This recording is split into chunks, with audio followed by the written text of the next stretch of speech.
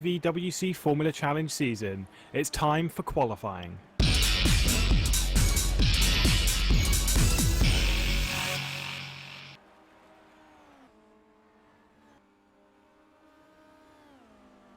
So, a fair way into this qualifying session, and a half minutes to go. It's Lewis McGlade alongside Josh Ransom once again with Quintin Plane on cameras to take us through this round of action. We're here back in Hockenheim for the first time since 2014, and it's only the second time we've run this track in Formula Challenge.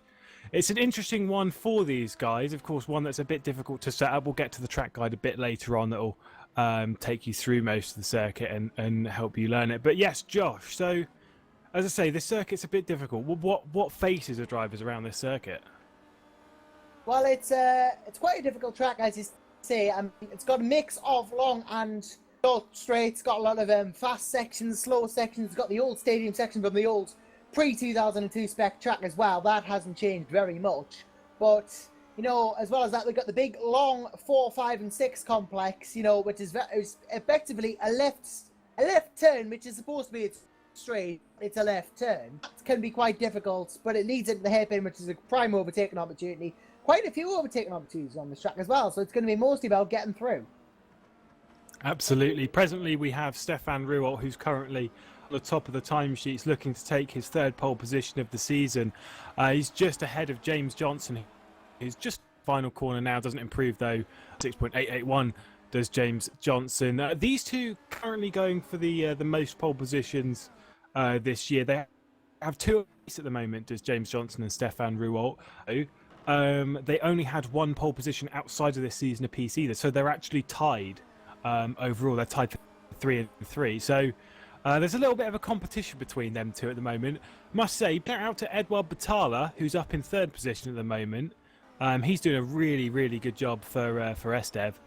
Up in third. Then you've got Johan Lindberg in fourth position. He's a driver that showed a good pace over the season, but never quite put it together in qualifying to this point. Hopefully today is the day. Then you've got Jeffrey Fournier, who obviously had that first pole position of the season. Mike Quint, Aidan Paulson, Randy Muru, David Junt and Philip Koenig. We'll also get through some of the grid penalties later on as well.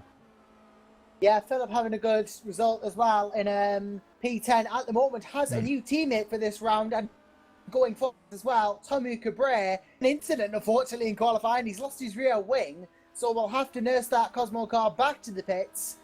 Not necessarily as good a return as the Formula Challenge as Tommy would have liked so far in qualifying then. You know he's got talent, as has Remo Luce, who's in at Eval. Yeah, keep an eye on James Johnson out of the final corner at the moment. Over the second sector, he was 2/10 up on pole position. Across the line does go to pole position in 1:26.663. He was talking prior to the session, of course, very different conditions to what we presently have. He was talking that there's a possibility for 25 in the car. I don't think we'll get that fast in this session. We'll probably get down into a lower 26. That definitely won't be a pole time, though. Yeah, I mean, probably very unlikely, unless someone does a very, very good lap, we are going to get a 25. But, you know, it's not, I don't think there's rain on the forecast. There is a couple of clouds in the sky. So actual precipitation planned, at least from when I read it. There's a little bit, but it's like, it's really unlikely, but you know, with these conditions. I will say this, two people that are lower down than they, well, actually, no, I say a few people lower down than they should be. You've got Jonathan Holmes, who's down in 14th position. Even Matthew Churgwin, who's actually showed some really good pace on the build-up to this event, down in 13th position. Fernandez down in 15th. That's very low for him. And Mark Hutchinson as well, probably a bit lower than he would expect. All really down the lower end of that top 15, top 16 area. So those guys, I would suggest they have a lot more time in the car. I'm not sure who just jumped up then. I think it was Carlos Fernandez up to 11th position, just ahead of Hansko Mebius. Yeah, he does. Fernandez goes at 7, so more of what we expect, a bit far down. And yeah, he'll want to improve a bit on that. James Johnson comes into the pits. This will be to do a change of stuff, lighten the car, and go out for one last blast, because there's only about 4 minutes left to go in the session. Yeah, absolutely. Edouard Batalla was at least PB through the first sector. I believe that's actually upon the first sector of James. Oh no, it's not. It's a 10th down on the first sector of James Johnson. It's still 2/10 up on his personal best though, which is pretty good. He's got a bit of traffic here from Brett Metcalf, though, in the back marker brigade car, so I don't I think think this I've will just be seen someone an jump up. improvement. Mike Quint Yeah, jumped he's up got the into fifth exact position. same time as Fournier. But So he I has. think, yeah, Fournier is now going to improve to get P6 Oh. back. And, oh, look at this. Now we've got people jumping the ball over the... Though, Batala, this is so bad. Oh, no. Batala's got this traffic from Metcalf. This time, though, is good enough for pole position. But he's not going to be able to complete it. Ah, Well, I tell that's you what, hard. That's hard. look, traffic is not a good thing to have, but Brett Metcalf on a flying lap 2, absolutely no obligation to move out of the way. Just life sometimes, how it can be. Absolutely. No, Brett Metcalf had it all right. That's just bad luck and bad timing from Batala.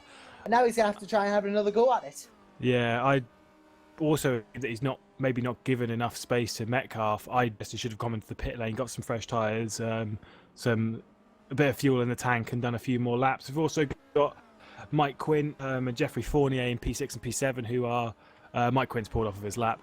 Jeffrey Fournier, though, set a decent first sector, so we could see some improvements from those. Philip Koenig, also down in 11th position, has set a PB first sector. A lot of people setting PB first sectors at the moment. Sector 1, though, is probably the easiest, to be honest. It's the easiest one to cut, though. We should probably talk about cutting as well, because the next round is Hungaroring, which is not exactly the easiest place in the world to overtake, is it? No, it's not. Notoriously difficult to take in Hungaroring, so know the track limits, etc. And I think Philip Conning's just cut on his lap there, unfortunately. Went a little bit too wide, and so he's not going to get one.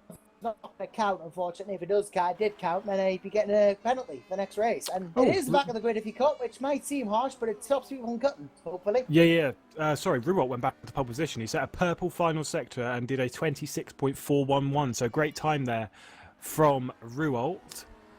As James Johnson is now going to try and respond to that, although he doesn't through the first sector. It's an average first sector. Jeffrey Fournier. Yeah, second, I was about to say.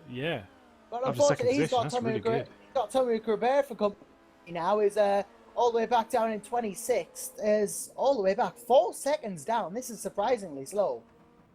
Yeah. You know, I mean, maybe he just hasn't found his groove in qualifying yet. Maybe he'll come good in the race, but it's all very possible. Currently down the order in 11th position at the moment is Naranjan Kumar, who's 3/10 up on his time. He's 4/10 down on the pole position. This is a driver that lower in the championship than his pace would suggest. I think he's down in something like 16th place in the championship, yet we've seen him fairly high up, battling for five podiums. I think he qualified back in like 3rd or something back in Canada. Moves up into 7th position, so that's a bit more luck for Naranjan. Yeah, good to see him. Well, at least improving. You know, he's out in the P8. He is very talented in these open wheelers, you know, as we've seen before as well. He just needs to have a race where he proves it. You know, I don't think, although he's had a race this season which really proves his talent justice. Also, as soon as he has that race, then I think everyone will really stand up and take notice. Matthew Churgwin, purple through the first sector. Obviously, the first sector, as I've already alluded to, is probably the easiest one. Keep an eye down on 13th position at this moment in time. David Junt, the driver that has done 4 rounds in Super Cup this season, so he's on his limit there. If he does one more round in Super Cup, he can no longer take part in round in Formula Challenge. However, was kind of struggling with the car through practice. At the moment, looking very good. He's a 10th volt through the middle sector. This is going to be a very big improvement. He's got a bit of a draft from Mitchell de Jong. He comes across the line and goes all the way up to positions. That's a very good qualifying there as he runs completely off. But yeah, it's a very, very nice qualifying there for David Junt. I tell you what, Tommy Cabrera, I know I just talked about him, but he shot up to 18th on his last lap, and he's looking good this lap as well. I can't see the timings, but he is looking like he has found his groove. What position is he in? 18th? He's 18th. I can't see the timing, so I've got no idea how quick he is. 2/10 in sector on his personal best, which is 4/10 down on Ruwalt. Across the middle sector is only a 10th. Keep an eye on Muru, who was, I don't know if that's a cut or not. It seems fairly suspicious for it to be that far, but he's 2/10 up on his best in sector 1. He's dropped a lot of time in the middle sector, but he's going to come through the final section of the track now. But as I say, it was a big improvement through that first sector. It's this final sector, though, where Ruwalt really stamped his authority down. Sorry, I didn't also notice that Johan Lindberg went up into second position. I apologise for not noticing that, but that's a fantastic qualifying result for the Swedish driver as Randy Muru comes towards the line and doesn't improve. No, so that has not helped Rando then. Michel de Jong, the only other driver remaining, but he's 1.7 seconds down, so He's got back of the grid drop penalty. He's got back of the grid anyway, so will not qualify pole. For argument's sake, let's see what it does. Doesn't even cook the lap, so it's another race pole position for Ruels. It's race fuel, is Mitchell de Jong's there. It's race fuel. But yeah, really, really good lap there from Stefan Ruel. As I say, that's his third pole position of the year. It's his fourth of his challenge career. But the big surprise of that session is Johan Lindberg, who qualifies up in second position. As I said, he has had some good pace across this season. Hasn't quite put it together. Did suggest that maybe this was going to be the session that he did put it together, and that he did. Second position for him. James Johnson in third. He was always a bit concerned about his qualifying pace coming into Hockenheim. He's more about the race pace. He's feeling fairly confident for that race. And the thing about JJ is if he does take the race win, he'll be the first driver in Formula Challenge history to take 5 race wins on the trot. He's currently fourth on the all-time list of race wins in Formula Challenge. Take 5 on the spin would be quite something amazing from Johnson. You know, he's really proven his case for possibly taking the driver's title this season. He's got the likes of Ruot and that to contend with as well. But he has really shown why he's where he is. Yeah, as I say, he is. He's fourth on the all-time list.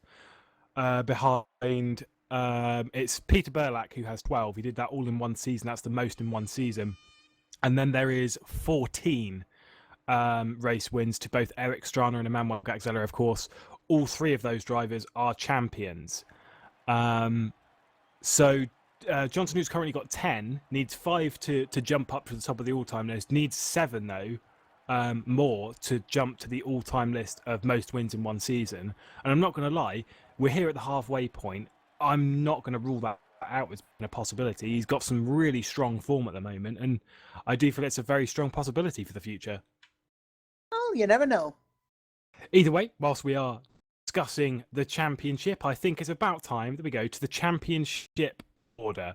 And of course, no shock, and he cannot lose this today. He cannot lose Championship League today, no matter what happens. It is James Johnson who's currently leading on 303 points.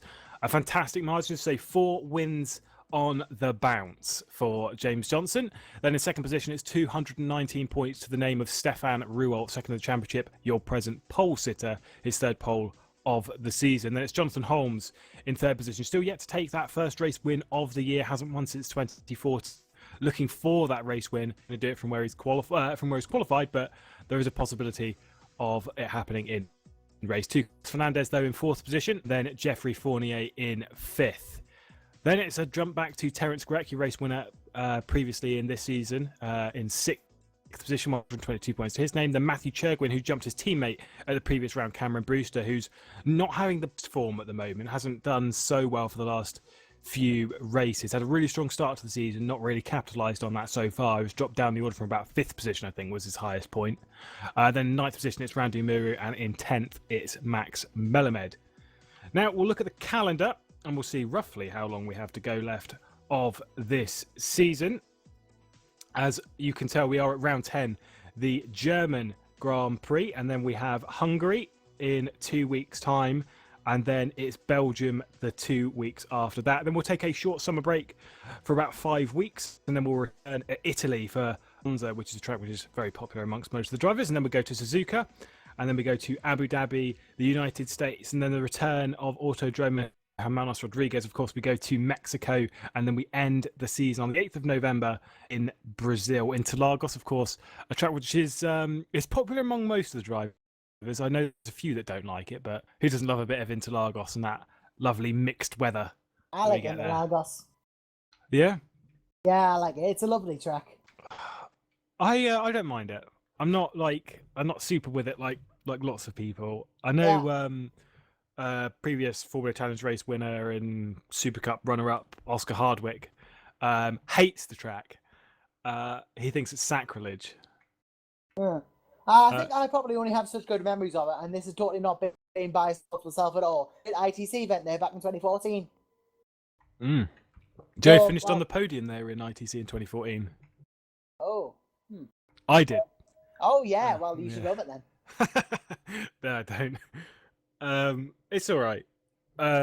I think again, like you say about being biased, I've not had the best races there. I got taken out there in last year Formula Challenge by one of my closest friends, which made me feel really sad. Yeah, it's one of those series ITC where you either love it for the Gibbs, you know, it's one of those series that divides opinion.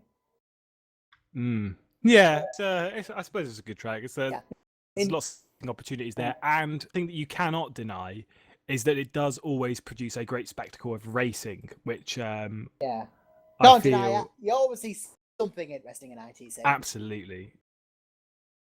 And it's not long until the season starts either, is it? Yeah. I don't know how long the season's going to be. We don't really know much about it, other than it's probably quite likely to be running the NGTC mod, albeit probably with some bits and bobs added to it. I don't know. Are you going to be taking part in it, Mr. Anderson? If I'm not on commentary or cameras or anything, I might just look for a seat. But yeah, it is one of those series where you either love it or hate it. It's a divisive series. Look at us talking about divisive opinions when we just had Brexit. Oh, let's not bring politics into it, though, no, because that's the last thing we want. I'm quite excited for ITC. Of course, I'll be signing for Ice Cold again and going for that team's title. Yeah, I mean, I quite like driving touring cars. It won't be a disaster if we don't get on the comms team, but I like commentating on it. I think ITC needs us. It's good. It's good fun. It's a good racing. To be honest, apart from all the crashing and bashing that is fairly synonymous with ITC, which does happen a lot, I have actually had some of my best races. And I don't mean like results or anything. I mean legitimately car to car. I distinctly remember Zolder last season with Mr. Matt Richards having an excellent duel all the way through the race.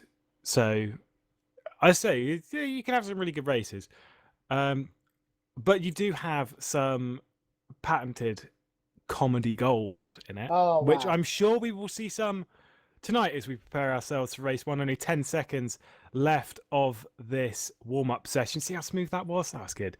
But yes, we will see what Stefan Riol can he convert it into a race win. I don't think he's taken a race win since he had that 3-race streak back from Turkey to Monte Carlo. I don't think he's won since then. I can confirm he has not won since then. He's had 2 podiums though. He retired the first race at Canada, which I distinctly remember was off of a glitchy wall. I didn't have the best races at Silverstone because of the wet condition. I don't really know what happened to him at Austria because I wasn't there.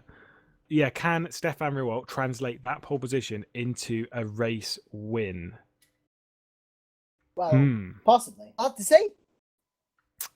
Well, there is only one way to find out, and that is by watching the race, which should be coming up very shortly. And I will ask you now, Mr. And no, because what the grid's going to be. Well, I will go and find. Hold on. Right, so back at the grid drop penalties, for the people that's here, we do have one of the drivers that was qualifying very high up in the first place was Edouard Batala, who has a back of the grid drop penalty. Michael Bernard, who I don't think is here. The rest of them I don't think is here, with the exception of Mitchell de Jong and Cabrera. Both of those two have back of the grid drop penalties. There is a bunch of 5 places though. Oh, of course, I didn't remember. I totally forgot about that. One of the people that has a 5-place grid penalty, Stefan Riol. Should have remembered. I don't think Cabrera has one. He's down in 17th, so... No, Cabrera will have the back of the grid drop penalty. He's got one listed. Well, there must be quite a few then, because Remo Luce is down in 23. Oh, okay. Maybe he's just not... I don't know. Honestly, I don't know, mate.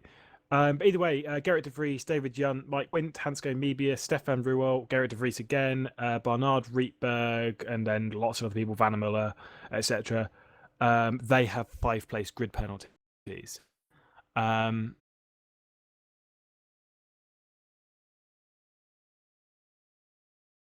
But yes, either way, we'll be getting ready to go racing. Right. And yes, I'm very intrigued to see who will win this race. If I'm going to put my money on anyone, it's got to be my boy JJ. I reckon he's going to do it 5 out of 5. You do? Yeah. Well, I'll wait until after the grid, but I've got an All idea. right. Okay. We'll go to you after the formation app. I do believe, though, it will be Johan Lindberg who will lead us away from pole position. Yeah. And that will be very good. Technically, a pole for YTF1. Nah, it won't count. It won't count. Well, Yeah. a spiritual pole then, because, well, Yeah. As I say, the pole is to the person that gained the pole position, Yeah. not the person that actually starts from pole position. I had a reverse grid pole, but didn't get to take it once. I Well, had yeah, one of my drivers who I will name and try very hard not to state the controversial circumstances of his racing career, Tim Heineman. He took a pole position for me once in GPVWC, and had that taken away for not for cheating enough, but for a crash in Abu Dhabi. Oh. So he had a 10th place or something like that. Yeah. Sorry, I had to get it in there a little bit. I'm sorry. Wow, controversy. We're taking a while here to move across, so got to get the odd controversial comment in to pay the bills or something. Yeah, Brexit was an inside job. Oh dear! Wow. Well, what's Formula Challenger share of controversy? Absolutely. I'm sure we'll see some a bit later on as we move on to the race, and it will be, as our Factor Man talks over in an excellent way, it will be 17 laps ahead of these drivers, and it will be Johan Lindberg who will lead them away from pole position. I believe he probably would have had a reverse grid pole position, although unfortunately I don't have the statistic on that at the moment. But this will be the first time, at least to my knowledge, that he has started a race 1 from reverse grid pole position. They're getting ready to go. The formation lap. It will be Johan Lindberg, as I've said, and then James Johnson on the front row again, looking for that 5th race win in a row. Then it's Jeffrey Fournier in 3rd position and Randu Muru up in 4th. Stefan Ruwaltz from the 5th position, a bit lower down than obviously the pole position he's had, but it shows that he's got that pace and he'll work his way. And we have Matthew Churgwin in 6th position. I said he had a bit more pace than he showed. And there he does. At the end of the qualifying session, he moves up into 6th position. That's David Yunt. Then it's Naranjan Kumar in 8th position, Aidan Paulson in 9th, and Mike Quint up in 10th, another person to have received a grid drop. And I'd say potentially a bit more pace in that car than he showed. Carlos Fernandez down 11th position, a bit lower than maybe he'd want to be, and we'll see him charged through the order. Of course, race 2 wins to his name this season. It's Philip Koenig, Mark Hutchinson, his teammate, Cameron Brewster down in 14th position, another not a fine position for Cameron Brewster. Same with Jonathan Holmes down in 15th position. Jonathan still not getting the setup off of anyone. Then it's Bruno Sousa Ferreira and Timo Cabret, and Terence Rob Mason and Willis in 20th. Hansko Mebius in 21st has pulled off of the road, I believe, down towards turn 2. We'll come back to him. I'm not sure. He's actually the fun fact. He's escaped to pit lane. He's the most experienced driver in Formula Challenge.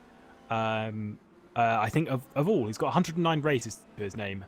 We'll probably be starting the 110th from pit lane. It's Brett Metcalf in 22nd, Remo Luce in 23rd, Gerrit de Vries in 24th, Edouard Batala 25th, and rounding out the ideal field will be Mitchell de Jong for Madcade. Now, I said once you've seen the order, you'll tell me who your pick for the race win will be. So who will the pick for the race win be?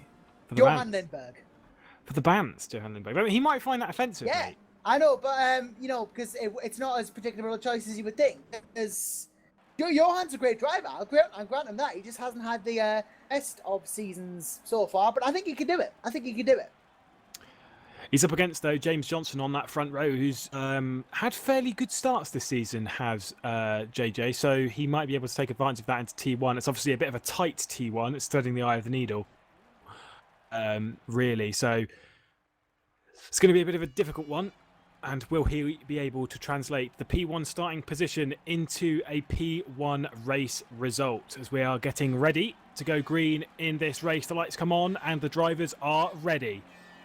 And we are racing, and it is a good start for Johan Lindberg. It's also a good start for Jeffrey Fournier in P3. He's actually side by side with James Johnson into T1, so that's not really worked out for James Johnson. It's Johan Lindberg who will lead the order through T1 as everyone takes to the escape road on the left-hand side. It's James Johnson, though, who's going to take 2nd position. He keeps in front of Jeffrey Fournier, who keeps third position. Randy Muru up to fourth. That's a great start from him. Matthew Chergwin as well. He's actually gotten around Stefan Ruwalt for fifth. So a great start for Matthew Chergwin. I'm not sure what's happened towards the back, but presently, though, as we've got Randy Muru and Matthew Chergwin going side by side down in towards the hairpin, around the parabolica they go. There's also side by side action with Naranyan Kumar behind, and David Yunt. It's Matthew Chergwin who moves up to fourth position, so from sixth to fourth on the first. That's a really good start from him. Yeah, that's a great start. And tell you who else has got a good start. Tomo Cabrera, 16th, was in the points positions. Got enough of a start further down the back of the order. Jonathan Holmes in P13. And all this, Connie gets very close. Oh, Paulson there. Almost runs into the back of him. Needs to be a bit more careful, possibly. But Holmes gets past both. Speaking of being careful, tags Brewster. This is not the best start in the world. Oh. Yep, that was Paulson who not involved with Koenig there. Oh, well, he had a bit of a do, then goes off, and then loses it on his own and through the next corner. Koenig needs to be a bit careful, of course, not in the best eyes. The Mr. Cabrera spins. Cabrera spun. Dear. Cabrera spun. But yeah, no, Koenig not in the best eye of the DC, especially considering what happened back in Turkey between him and Hansko Mebius.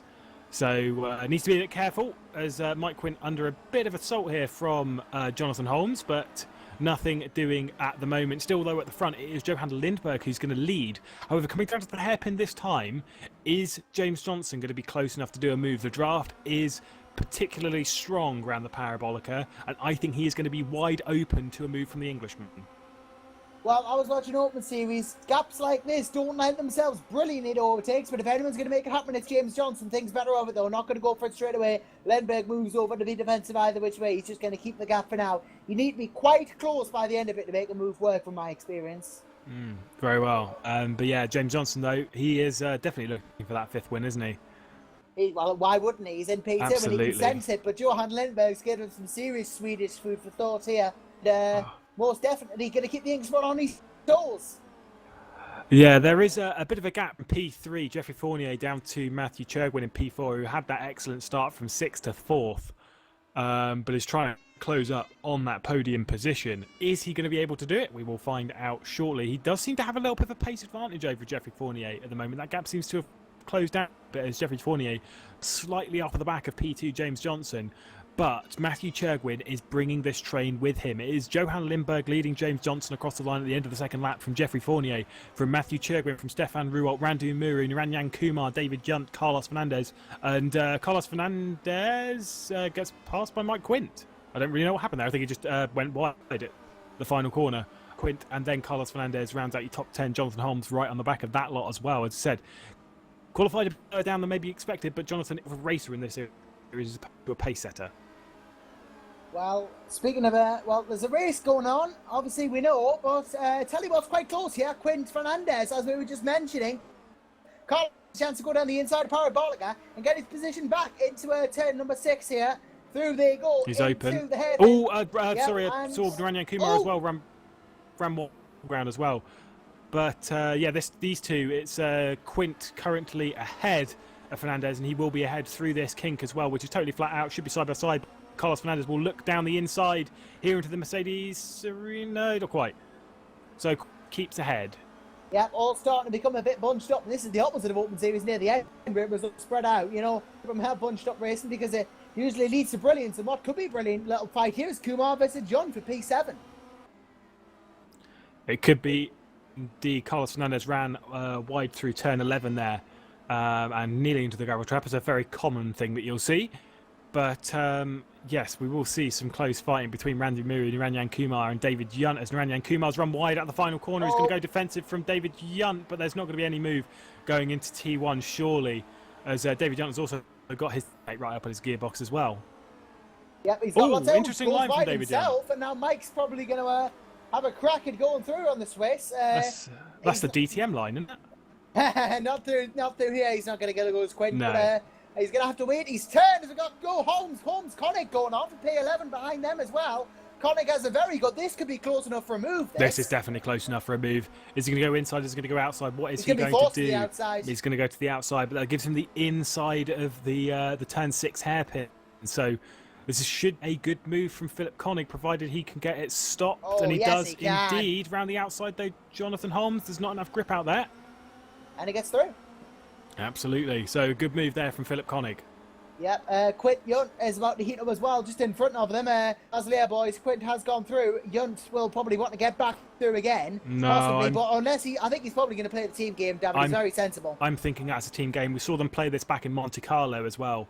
I think that's a bit of the team game, as Dandu will know that Mike Quint is a bit faster at this present moment in time. He is the faster driver in the car, you would suspect. So expectation of him is slightly higher than David Junt. Disrespect to David Junt, of course, a previous Formula Challenge race winner. I believe actually a Formula Challenge race winner at this. No, he wasn't a race winner at this circuit. Oh, Carlos Fernandez has an off in P10. This is going to open the door for Philip Koenig, who closes and closes going into turn 1. Will not try and move into turn 1, obviously, but Fernandez has been a bit put off. Koenig gets a club curve and gets a bit off himself. Here comes Holmes. This is going to let Jonathan Holmes in within the chance. He goes down the inside here. But yes, he's not. The outside line's a bit quicker here. He's not going to do it, but it puts him in the chance, going through 4, 5, and 6 to have a go. Nah, he's dropped the momentum there. This is the problem with that, is diving down the inside of turn 2. You do drop a bit of that initial momentum. However, Jonathan Holmes clearly runs some slightly lower wings here. He's going to pull the same move that Koenig did on him down the inside of the hairpin. A bit of great racing here from these two. Watch out for Terence Greck as well, who's also very close. Yeah. So there's almost going to be some contact between the two of them. But Philip Koenig holds onto that 12th position, but Jonathan Holmes gets through into 11th. Yep, Holmes just straight back through, took advantage of the situation perfectly, and now Philip Koenig got rid of it. He's going to try again. Look at this, through Mercedes. Oof. Wow. Ballsy move there from Philip Koenig, but it almost worked out for him. Almost, but not quite. Jonathan Holmes keeps that 11th position. This is going to hurt him with the gap to Carlos Fernandez. I'll also say Philip Koenig makes a slight mistake there into Mobile 1, but I will say this about Johan Lindberg and James Johnson, is Johan Lindberg's actually pulling away at the moment. He is. I said he had a chance. 1.7 seconds. It's dropped down to 1.58 through the final sector. Johan Lindberg's got some serious pace in that car. Of course, starting from P1, you would suspect there is a bit of pace in that vehicle. I will also say that Stefan Ruol is right on the back of Matthew Churgwin for 4th position, your actual pole position setter. The thing is, yeah, Johan's got clean air all in front of him. He's shown what he can do, and he's always Here comes Ruol. Oh, yep. Yeah, Ruol is going to be looking to the end for turn 6. He's just had that little poker on the outside. We've seen it. Always going to come back across. Bit of a dangerous do to try and come back across, but he was clear, so all's fair, I guess. But either way, up into P4, we saw that move, obviously showcased wonderfully between Koenig and Holmes, who are side by side. Nat again as Holmes gets past and back up into 11th position, as Koenig was briefly in that position, but they're going to be side by side coming up towards. They're going to go. Oh, yes, he is going to look. Tries to sell him a dummy, doesn't quite work, but. Well, Holmes has run wide. Yeah, Holmes has run wide. Still on. Oh, he goes. He tried to sell Holmes a dummy into Mercedes there. Didn't work when Holmes ran wide, and Koenig says, "Thank you very much, I'll have P11 again." There's a good bit of racing between those two for that position. So excellent stuff. Of course, this will change things when we get to the reverse grid. So it's all of these positions are fairly important for later on in that race. As you also slightly further back, we also have Aidan Poulsen, the 15th and 16th position, going side by side with Sousa Ferreira. Rob Mason's going to have a go for the points position. Well, not quite a points position, but trying to get past Poulsen to get himself into a points position. Yeah, Rob Mason, who scored points in the previous race in Austria, but didn't in the first race of Austria. Of course, though, at Silverstone, he had 2 top 10s and has had a few top 10s across the season. Is slightly better in the wet. He's very, very good in the wet conditions, is Rob. But as I say, though, he's looking on the back of these points playing positions. I will say as well, James Johnson appears to be dropping back into the hands of Jeffrey Fournier. Well, his last up was 0.4 down on Lindbergh. Yeah. Not quite as usual self here, JJ, and Fournier has a chance to make it a P2 for himself, which would be a great position, obviously. Rules, in the long term, will probably be thinking there's a chance he could go P3, but I don't expect him to drop back that far, in all honesty. You never know. There's a long way to go in this race. We're not quite hard in it so far. And as I say, James Johnson, I would expect him to be a bit more focused on that win, a bit pushing a bit harder. But maybe Jaron Lindberg is really setting the pace. He is. He's absolutely flying away with it. As I said, give him some clean air. This is what he can do. But 2.4 is the 2.4 is the gap now, and the gap to Fournier is pretty much a second. Yeah, it's closing, isn't it? We seems could like, see Jeffrey for P2. Seems like Chergwin as well, ever so slightly might be dropping into the clutches of Randy Muru, who's in a bit of got a fair amount of air to himself. He's got 1.6-ish seconds to the car behind, and a couple of seconds to the car in front. Oh, Connick's gone off. Connick's had enough. Holmes is gonna have a go through, and goes through indeed. Greg had a chance but made a mistake, so he's gonna drop off the back, unfortunately. And Connick is gonna need to draft like, oh holy heck, to even have a chance of going into the hairpin, which if he could do now after that mistake would be quite amazing. He outside tries to sell Holmes a dummy again, doesn't work though. Oh, Mike Quintin, Naranja and Kumar were pretty close to the hairpin as well. Mike Quintin's actually up into 7th position. Naranja, though, I put that pace. To say good pace from Kumar, but never quite putting it together. In fact, as I say, down in 17th position in the championship, a highest finish 4th back in Monte Carlo. But since then has actually retired 4 races, so he's on a bit of a retirement streak. In fact, 4 of his last 5 races are retirement, so really needs to stop that and get his season back underway. Yeah, we all know from his good results he's had in his fastest pace, he has got it in the tank to challenge the best of them. He just doesn't seem to have much luck on his side. Ruwalt and Fournier are fairly close as well. I think Fournier's made a mistake because he's actually dropped to 2 seconds back on James Johnson, and it also appears that it seems like Ruwalt and Johnson also have fairly similar paces at this moment. But Jeffrey Fournier may be open to a move. I think it's a little bit too far. It's closing pretty quick. I think Ruwalt might be. Oh, whoa! Fournier lagged. That's going to be a DNF for Fournier, I reckon. That is, he's actually since lost his front wing, so that has ruined Jeff's race there. Yeah, that's a shame. That's like Ruwalt did the right thing. Actually, on my screen, Ruwalt didn't make a single bit of contact with him. He pulled out. I don't think Ruwalt has any damage, but that is such bad luck for Jeffrey Fournier. He's dropped down to 15th position as well. He's going to drop a lot more with damage. Just one of those things, having a screen freeze. I've had them before in some awful places, just in the wrong place at the wrong time. It's a shame for Fournier. Yeah, well, hopefully be able to bounce back from it, because we'll see, very talented. We're doing a race super well. He won't bounce back from it in this race. It's too big a gap. Not in this race, maybe in race 2 though. Definitely chance to come back and get a good result. Speaking of good results, Johan Lindberg's 3.2 second lead is definitely leading to a good result so far. And if anything, it's proven that he can, when he gets clean air, he just can be brilliant. Say he's had that pace all the way through this season. He's had some really good pace. I've been looking at him through various practice sessions through the season and seeing him up fighting in the top 5, maybe even the top 3, top 2 area, but has never quite put it together. Whereas now we're seeing what he can do when he puts his mind to it, when he focuses, and when he keeps consistent. Don't mean to put the commentator's curse on it. Just stay consistent, Johan, because that gap and your pace is totally fine. I mean, he's beating James Johnson. That's more than fine. Absolutely. He's absolutely sticking it to JJ at the moment, saying, come and get it, Johan Lindberg, who is promptly 14th the title chase at the moment, has done every round as well. So it is a long way back, as Matthew Chergwin's made a bit of a mistake.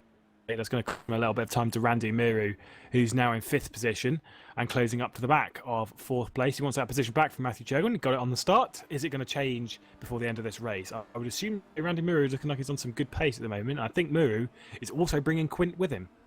Yeah, I think he possibly might have to. I think Philip Conning's made a mistake because he's dropped down to 14th in all this. Mark Hutchinson now assumes P12 for Tifa Motorsport. And Terence Greck's up in the P11. So, urgence from the Maltese here. And, well, aside from, we do have this Chergwin Muru battle brewing.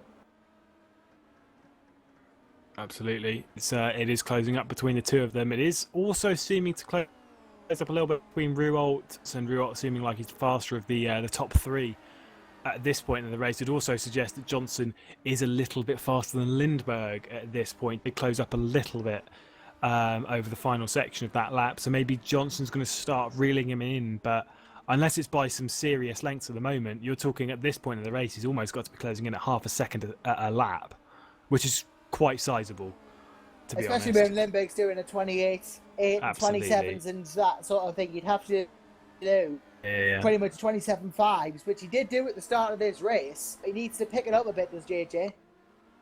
Rouault with the purple first sector of this race as well, with that first sector doing a 19.0 to JJ's 19.3 and Lindbergh's 19.2. So Rouault's got some pace. Wow, Lindbergh pulled out half a second in the middle sector. He did. Though, He just jumped half a second on Johnson there, so that's just going to demoralise him even more, possibly. But holding second is still very good. It's just not the win that he wants. Yeah, this 4-win streak will come to an end. He will, provided they finish where they are, and he will go down as joint second on the longest win streak, along with joint first rather, along with Peter Burlack for 4. Just looking for that elusive 5th in a row. And it's not going to happen this race by the looks of it. Presently, I say that by the looks of it. That's a bad first Randall sector. Muru has closed on Cherdwin. That's a bad Again. first sector from Lindbergh, though. 19.7. Yeah, well, it's going to help Johnson a bit then, but not loads, because the first sector doesn't say everything. No. Muru Cherdwin for P4, 5 and 6. Oh, yeah, they're Starting very to become close. a bit interesting. Yeah, Quint's got some good pace, although is it Quint's good pace that is helping here, or is it the tyres of Muru and Cherdwin dropping off? Of course, your front tyres will go as you're trying to... This is the thing that I was talking about with JJ before the race, was that a lot of these corners entice you to try a bit of trail braking, which doesn't really work in an open wheeler, not properly, which is, where you're holding that brake and just loosening it a little bit and going to the apex whilst holding the brake still on. You've got to be braking in straight lines in these, because if you don't, you start locking up. But a lot of the corners seem like you should be trail braking for them properly, but it just doesn't work. So you lock up and it gets worse and gets worse with flat spots. You also have places like the hairpin, the Sachs curve, the banked hairpin halfway through the lap that destroy rear tyres. So it is a bit of a tyre eater if you're not careful. The gap between Lindbergh and Johnson's crashed down to 2 seconds. It was an awful middle sector from Lindbergh. 19.322 from Lindbergh. Sorry, that was a 29.322 for Lindbergh. 27.8 from Johnson. 27.3 from Rouault. That's Rouault's lap of the race. So unless Johan gets his puts that behind him and starts bringing out the position again, we could battle for the lead. Johan, don't mean to be biased towards anyone, but we do like an underdog, and Johan at this point is the underdog. And who doesn't like an underdog story? Well, I want him to win because I said I thought he would. I want him to win because he seems like a good bloke. Yeah. And has got some good pace on him. We'll have to see and it'll be his first winning Formula Challenge. I'll have to see how it goes at the moment, but it's looking all right for him. We'll have to see how it occurs through Sector 2 here, see if he can gain or lose any time. Johnson took a 3:10. 41.6. It was a 41.4, 41.6 for Rouault. So I think JJ is catching, but he's gonna give him a fight. Absolutely. He's not gonna just die down for JJ. He's gonna give him a fight. Absolutely, of course he would. This is his 42nd race, is Johan Lindbergh in this. He has a fastest lap to his name, and his highest finish in Formula Challenge is 4th, which was last time out. So he is stepping that pace up a bit. Can he improve any more? Well, Johnson's lost a 10th in that last sector to him. Obviously, each sector tells a different story, really. It's about how quick you were overall, but fastest of the top 3, though, is Rouault. Oh, he's dropping another 2/10 there's Johnson, you see. Maybe it's sector 2 where he's the best. It's ebbing and flowing. James Johnson's first sector there was a 10th quicker than it was in a previous lap, but it's just a little bit more a little bit less than Lindbergh, as Lindbergh did a good first sector. Presently, that battle between Mike Quint, Randy Muru, and David Juntz, kind of nothing's really going on there. They're close, but they're not really going for any moves. Yeah, just holding formation at the moment, it seems. Going to get a better look at this battle, obviously, between Lindbergh and Johnson as they come through sector 2. And Johnson, again, it seems like he's making his gains in sector 2, but he's got to gain a lot more than he's gaining. I it's consistency. These cars are a bit difficult to be consistent on, and it's just putting those sectors together. Lindbergh just needs to get his head down and make sure he's hitting the apexes, make sure he's hitting the braking zones at the right point. I'd also suggest, if he does have it on, turn off the gaps.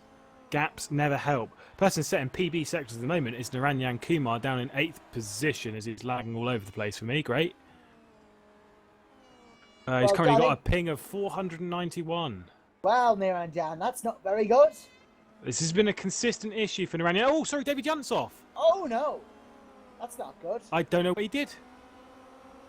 It's okay, so Quint went off at the hairpin, and then he went off at the that double apex right-hander who's lost his front wing at the end of the lap. So David Yunt's going to drop all the way down the order. He's going to give Naranyan Kumar 7th, who seems to have had his ping under control. Jonathan Holmes into 8th, and it will give Carlos Fernandez 9th position, and so on and so on. So it's a shame for that mistake for David Yunt. And also, to be honest, for Mike Quint, who in 6th position has now dropped right off the back of Randy Murray and Matthew Chergwin with that mistake. Yeah, I mean, it's not good things for Rando. Seems like Lindbergh has pulled the gap out again, and it looks Ruolt, though. Oh, yes, he's got half a second. Ruolt, right behind Johnson. Yeah. So this could be a battle for second, and that's going to hold up James even more and think that Johan, I'm going to run away with this. Again, as long as Lindbergh keeps his head down, he's got this. He's to keep that head down. It's one of those things we've seen a lot of times in Formula Challenge where you got someone leading, then two other guys are fighting behind. The leader decides to take advantage. It's been a common tactic. Either way, we've got only 2 laps to go, and presently it is Johan Lindbergh who is leading by 2.2 seconds from James Johnson, who is 6/10 clear of Stefan Ruolt. These guys have a second gap back to Matthew Chergwin in 4th position, who is about a second clear of Muru, and then it's Mike Quint, Kumar, Jonathan Holmes, Carlos Fernandez, Terence Grech, Rob Mason, Mark Hutchinson, Philip Koenig, Bruno Sousa Ferreira. It's Philip Koenig who's dashed out of the final corner. Oh, no. So Bruno Sousa Ferreira is now pushed up into 30th position. Mitchell de Jong, 14th from the back of the grid. As David Yunt has entered the pit lane, Philip Koenig will have to do an entire lap before pitting. I will tell you who this is going to promote into the points. Ben Willis. Willis, lad. There you go. You go, Ben. Here you go, Ben. Koenig's actually retired from the race. Wow, that's not good. So Ben Willis will get that position. He goes up into 15th position, so Ben Willis drive. So hopefully there'll be another points paying position for him. I will say on the previous lap as well, Stefan Ruolt actually set his personal best lap as they're trying to get a partially through lap traffic here that's kind of getting in the way of Reese. Doesn't get in the way there into the hairpin, it just goes completely off the road. Good lad. Final lap of the race though, 2.1 seconds with it over the second sector split, and I'm assuming it's going to be a bit further out with that traffic incursion. And it is going to be, slow out of the final corner was James Johnson there, so we've got a real battle here. Yes, we did. He was really slow out of that final corner. Wide. Ruolt goes inside, Johnson goes outside. I think Johnson's struggling for tyres here. Yeah, going into 2, Ruolt, the Dutchman's not going to have anything going for him, but he's got a perfect little chance. This is going to be big into the hairpin. Hairpin or bust for Ruolt, you think? Yeah, absolutely. He's going to stick in that draft. He's going to suck up. Don't go to this side. Don't go to this side. Go to the other side. That's a mistake. That's a mistake, I think, because the outside line's just not faster. As long as he can throw it around the outside, this would he's be got to break really late. He's going to try. He's going to try. Oh, he's going to do it. He's only gone and done it. Good man. See, that's bravery for you. That is bravery. JJ is still there, though. This is the problem. He's going to have to yield and doesn't. And then I think that may have just knocked Ruolt. May have knocked Ruolt a bit wide there, but it hasn't hurt him too much. But now he's going to get a chance. Yeah, that's one for the DC to decide whether you feel Johnson had an overlap. Not my job. Personally and statistically, I don't think JJ had an overlap there. That's not a proper overlap. I'll tell you it's what, not. It's not like can't decide though. In fact, Lindbergh's about to win it. Either way, that's I say that overlap. It's not like NASCAR or something like that. That's not an overlap. But either way, through those final 2 corners, it has been a fantastic drive from Johan Lindbergh. Didn't have pole position, but did start from P1 and takes his first victory in Formula Challenge. In fact, takes his first podium of Formula Challenge as Lindbergh there. So that is a fantastic drive from him into P1. Well, that's why you don't mess with the Johan. Absolutely. Great drive from him. As I think people's R factors crashed, or mine certainly Mine has. just did. Mine just did. Okay, I think that'll be a red flag then. Because on my list, Shergwin has moved up into second. The result is certainly not in, which means our standings are not going to work. Great. We're going to have the Josh Anderson musical interlude instead. Did yours crash, Quintin? Okay. Well, I'm going to try and rejoin the server. We do apologise for this. As I say, it is either way a fantastic win from Lindbergh, and it will be, considering it will be a red flag, that means it will actually go back to the previous lap. It'll go back to lap 16, which means it will be Johnson in second. Wow, that's incredibly lucky for him, but I have to still... Will the DC still examine incidents before the red flag? Yes, they still can. Yeah. Yes, noting back to GPVWC's Super Cup back in France of 2013. There was a red flag that was pulled, and yet before that red flag, one of the things that brought it out was Sven de Vries and Oscar Hardwick locking horns. And yes, they got some serious penalties from that.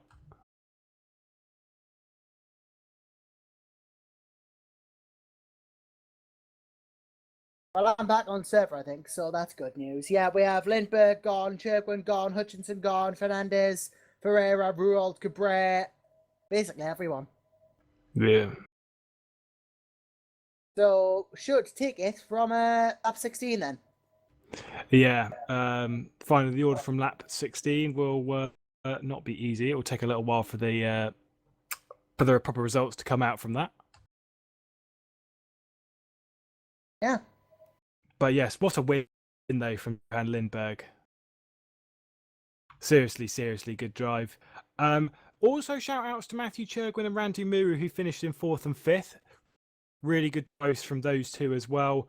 Mike Quint, I believe, will he'll still finish in 6th position. Good job from him. And I still believe Willis will get... No, Willis won't get that point, actually. I don't think Willis will get the point. Well, that is a shame. It's going to work in wonders for some and not so much for others. So a bit of work to do after that. It's very odd. It was literally just as Lindbergh crossed the line. So yeah, it's just one of those things. Well, should add as well, Johan Lindbergh's win here means that YF1 have finally got the first Formula Challenge race win as well. Yeah, it's something I am super happy about, as you know, as someone who's driven for them before. They are a lovely team. They are a fantastic team to drive for. Matthew as well, a great team manager, really friendly. So I'm so happy for them myself. Admittedly, in the mini rival between us and them, we did get our first race first, but that's not the point. Have YTF won at all? Yeah, Eric Strana got a few for them in ITC. They have won. I think he did. I think he has got a couple of wins for ITF1 before. I'm going to go back and check that, but because they have got a win in Formula Challenge now. Yeah, no, actually, yeah. I think Eric Strana won the first race of Great Britain, and I think that was before he joined THR that year, and back in 2014. Of course, also Eric Strana famously won the Indy Classic last year, the year before. Yeah, but last year, then had it removed because he used the wrong engine. Yes, cheater. Wow. It's okay. I'm allowed to call him that. He's my boss. Good man. Yeah, I know. I think Eric Strana's listed as winning that for Ice Cold. Although, yeah, this is an issue. I will say this is an issue. The crashing thing. It's an issue that I've had before on this track. It says he won it for Ice Cold, but I could have sworn at Rockingham he was racing for YTF1. It's a strange thing, but either which way, they have got a Formula Challenge win. Rockingham, he was definitely in YTF1. Oh yeah, Bartos won last year in World Sports Series, and he did take a win in ITC. Confirmation from the team boss himself. Yeah. Eric Strada for that round in Rockingham. That was before Ice Cold entered the championship, because Ice Cold took a year out of ITC that year. Yeah, it's a shame for a slightly tainted end for that Formula Challenge race. But I think whilst everything is being sorted out, we can do the Aurora Designs track guide. Oh yeah.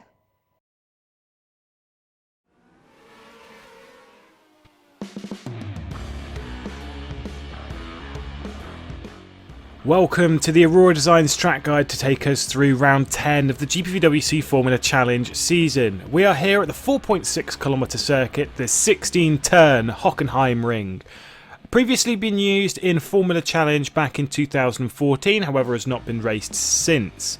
This 16-turn circuit has a variety of corners, as well as one very, very long straight. It will require a good balance of medium to low downforce on the cars, but most importantly having the car balanced in the braking zones, as many corners around this circuit require you braking whilst turning. Now we'll take a lap around this circuit in the hands of Carlos Fernandez, the Tay4 driver who's won multiple races this season. So here we are then on board with Tay4 Motorsports Carlos Fernandez, the multiple race winner this season, as we head through turn 1. It's threading the eye of the needle here. You don't want to run too far out wide. You also don't want to hit the sausage on the inside. You will lose the rear end of the car. And then the run down towards turn 2. It is a DRS zone in Super Cup and Super League.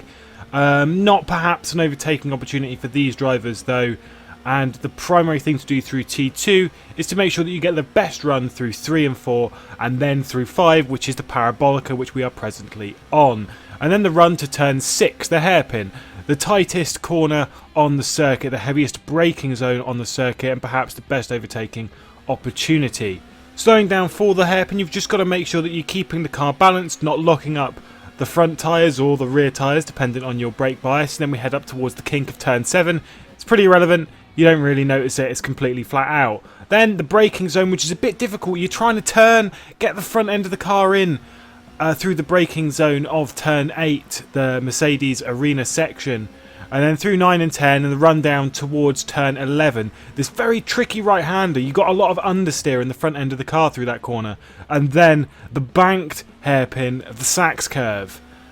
Now, 13 and 14, the left and then the right, and then the preparation for the two right-handers at the end of the circuit. Pit lane entrance on the right-hand side. We won't be using that in Formula Challenge unless it's in qualifying. And then the run out of the corner. Don't run too far out wide and ruin your lap. And that there is a lap of Hockenheim.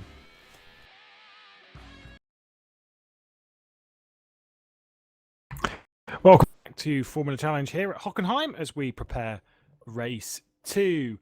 We're in the warm-up session for the race prior to race 2, and obviously a great drive from Johan Lindberg, and curiosity in between that incident of JJ and Stefan Ruolt.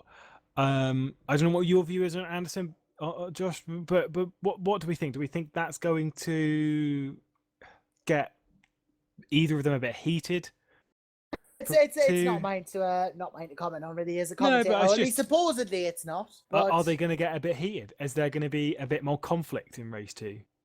It's maybe not supposed to be mine, but nonetheless, maybe there's a possibility. But you know, if it does, it does. That's just how it is. Absolutely. I mean, I try not to have opinions as a commentator, but sometimes I like to, depending on what I'm talking about. I don't think it's a problem having it. Well, I think it's better if it's a big controversial. Oh, he shouldn't do that. He's a really rubbish driver. That's going too far. But if it's just like maybe he should have done this or make suggestions, then I think it's okay. I've got no problem with calling people out. By law, we have to have opinion because we have to tell people what's happening. But well, not necessarily by law. But sometimes it's good, sometimes it's not. That's the thing. Yeah. There's obviously a line. No, I mean, I don't get told what to say. I just get told just go do commentary. You know. That incident, JJ might get a bit heated now. He'll brush it off before race 2. I'm not sure about Ruolt. Don't really talk to him. I'm pretty sure he'll be fine with it. Really affect Ruolt very much, did it? The thing that might happen with Stefan is he might be a bit ticked off that the race result is going to go back to the lap before, and he's obviously going to lose that position either way. But as I say, in my mind, I don't think Ruolt did anything wrong there. I think he probably should have given a bit more room, but the thing is JJ didn't really have an overlap. Oval racing, an overlap is anything. a fender, this, or that, whatever. That's alongside. You can't cut across them because you're going to crash. In this, you need a bit more than just a front wing. You need to be there. So yeah, it's not the best racing. We like to see people go side by side legitimately and cleanly, but I don't think if JJ reported that would get anything. We'll have to see. That's just my view on the incident. That's my view. I mean, we've got to talk about something. We've got 9 minutes to wait, mate. Yeah, well, I mean, the Josh Anderson musical interlude can't happen. It sucks. Yeah, sorry, we can't do the results as had already been suggested due to the fact that we don't actually have proper race results from that. Of course, Chris will be working frantically to figure something out at the moment so he can do the reverse, because this has just become an almighty mess. Wow. Hopefully that doesn't happen at the end of race 2. Oh, apparently Quintin can play the Josh Anderson musical interlude if we want. Oh, so we can still have the music. Oh, that would be like. But make sure it's quiet and not blastingly loud this time, okay? Just for a bit of a jingle to speak along with. You can do a promo of your GPVWC news program, or that you actually have any news to bring to the table apart from Johan Lindberg's fantastic race 1 win. I could, yeah, theoretically, I could do the thing. Yeah. Good, theoretically. Theoretically, we have the music playing now. Oh, nice. Oh, sweet, we have the music playing now. So, on today's episode of GPVWC News, Johan Lindberg's taking a fantastic win in race 1 of Germany. And that's about it, because absolutely nothing's happened for me to talk about. It's been GPVWC News. See you next time. What about the weather report? Oh, the weather report. We're always going to finish with the weather. God, no. Well, there's no rain, so that's good. Not to be a womanizer or anything like that, but you kind of need to get a fairly attractive lady or a fairly attractive man, which would probably be more my thing, really. Let's be honest. Let's do it. To do the weather. Of course, yeah. But we're all sim racers. Literally none of us are anyway attractive. Well, I'm trying to think of someone.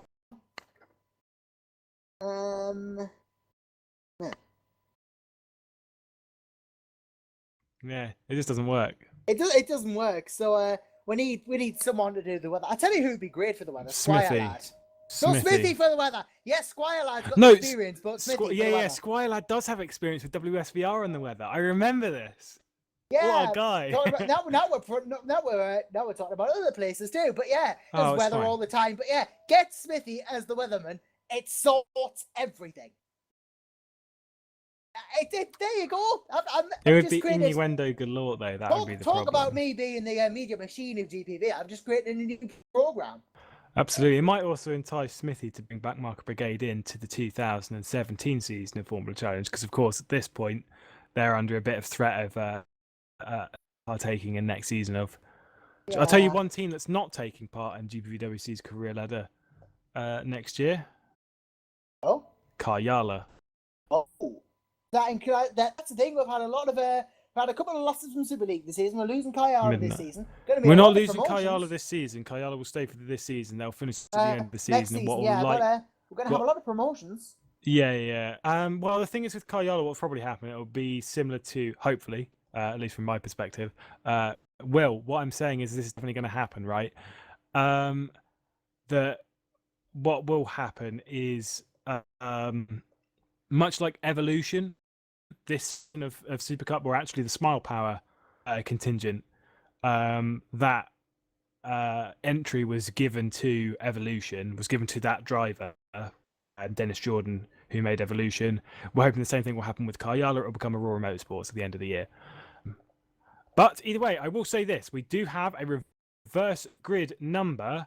Is Terence Gregg. It was P10. Starting from reverse grid pole, your top 10 reversed will be Greg, Fernandez, Holmes, Kumar, Quint, Muru, Chergwin, Ruolt. Yeah, this is right. Johnson, and then Lindbergh in 10th. So that's always good. And I can confirm, score a point. Good man. Yeah, Willis lad. Willis lad. Yeah. Unless that's just because people actually haven't rejoined, at which point Willis Ladd might not have scored a point. And that, yeah. Oh, apparently, according to Lee Davidson, Epic Cosmo and YT1 in Super Cup would be a laugh. It wouldn't be a laugh, we'd run away with it. No, you wouldn't. Yes, we would. No, you wouldn't. We would literally Morgan Miranda would run away with it. I'm buying a Brugman for next year.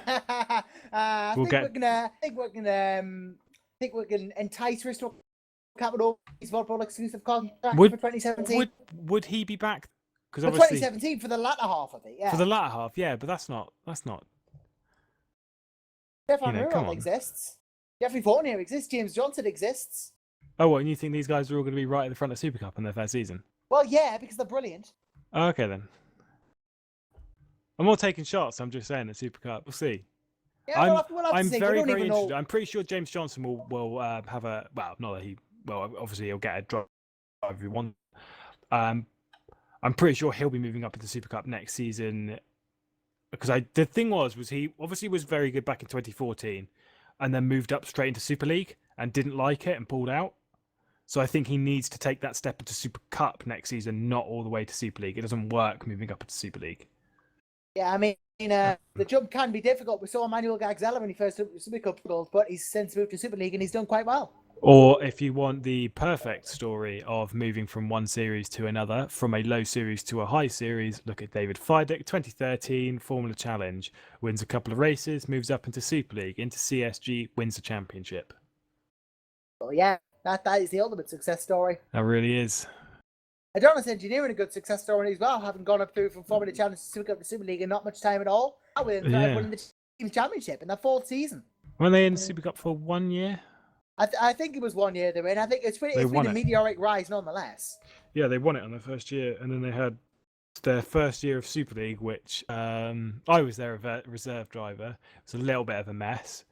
But this year, Meno's really stepped it up. Has got a couple of drivers in that secured there. And he's doing a very good job. Yeah, he's goes to show how good a team can be when they get the chance. I mean, I wouldn't put it past the chance, provided, obviously we're opening a brand new engine tender in Super League next year as well, so there's even more to play for. I mean, as much as I hate to admit it, we probably won't get that. No, I think the tender for the new Super League will be open. Pretty much goes to who's most experienced, doesn't it? It'll be to experience and, of course, people that finish higher up in Super Cup. Yeah, I mean, yeah. Pro Line will probably be open to one. It might even be that there's no single candidates. We end up with just 3. Satellite might be open for one as well. Who knows? Obviously, they're a team. I'm not really sure Matt Strandberg I is the wouldn't put team it boss past of it. Red Archer myself. What about Red Archer? Sorry, what? I wouldn't put it past them to try and take it up. I mean, they're quite secure with Valiant at the moment, but what's the Oh, right, engine tender, right? Yeah, of course. I mean, Nikos has got the experience with his manager. They haven't had the best of seasons recently, so that might impact on. Did Kerr now try and make a comeback?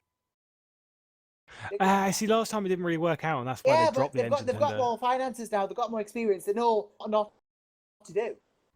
Yeah. Maybe a couple of years out from not making engines, what they need to make a better comeback for this year or next year. We will see. There's Automotive taking as supplying or developing it themselves now. I mean, even potentially Edinus could take up their own, considering they're running. But I personally don't think the chance would be as much because they are secure in their engine supply with Adonis and Valiant. Yeah. I mean, the smart move for them would be to secure a Valiant engine for next year, of course. And they have given it to new heights. So. Well, not new heights because obviously it won the championship last year. Well, yeah, it's heights in Super League. It was last year. I think we're about to get race 2 underway quite soon, actually. About 20 seconds, we should be able to move out of this warm-up, and then you can hear us not waffle on about random GPVWC tripe. All the news. And us actually getting on with some proper race chit-chat. Yeah. I should add, if popular demand exists, I may do the GPVWC news show. But only if popular demand exists, if nobody wants us to. You just need to. What you need to do if you're going to make one of those shows, you need to make them quite short and condensed. It can't be. It's got to be like quick fire news. It's got to be quick fire news. Podcasts don't really work because they're very long and they're kind of arduous to watch. You need quick News, news, news, news, news. Yeah, I just Like- need. This is the news. This is what it is. You've watched it. Here's the weather. Go This home. driver sucks. This driver's really good. Josh Randall He's should be crashed into president that of the guy. GPVWC. Oh wait, that might be Ron leadership Squire's bid. been Don't kill me unbanned, well. Yeah. etc. You need it quick. You need quick fire news. You know, And only used to be what will be 5, quick 10 fire minutes. is this race because there's only 17 laps. Yeah, well, that's the joy of a Formula Challenge race is it's comedy gold, but condensed down into nice bite-sized chunks. Yeah. Oh, Although, God, you're making us credit hungry. to You're making them- us hungry now, Lewis. Credit to them, last race, really good job. Yeah, great job. There was some Although good racing. Yeah, I mean, just the words bite-sized chunks have made us extremely hungry, though, so that's a problem now. Love myself a good bite-sized chunk to meat. Oh, wow. Mm. I don't, I'm vegetarian. Are you? Yeah, why does nobody know this? I've been saying it for the last 3 years. Are you really a vegetarian? I am legit veggie. God, I can't commentate with you anymore. Right, that's it. I'm leaving. Goodbye. Oh, yeah, it's gone. Either way, we're getting ready to get underway with the races. My fellow vegetarian does rejoin us. Reluctantly. So, what do you mean reluctantly? Well, you know, Someone forcing you to only eat leaves. no, guys. I just, equality and all that. Anyway, I've got my important things to be doing, like commentating on Formula Challenge. No, I'm going to be horrible about this for ages. Yeah, just drive the knife in even more, will you? Absolutely. I'm going to, next time I have a really, big, meaty, juicy burger, I'm going to show it to you. Either way, it's time for race 2.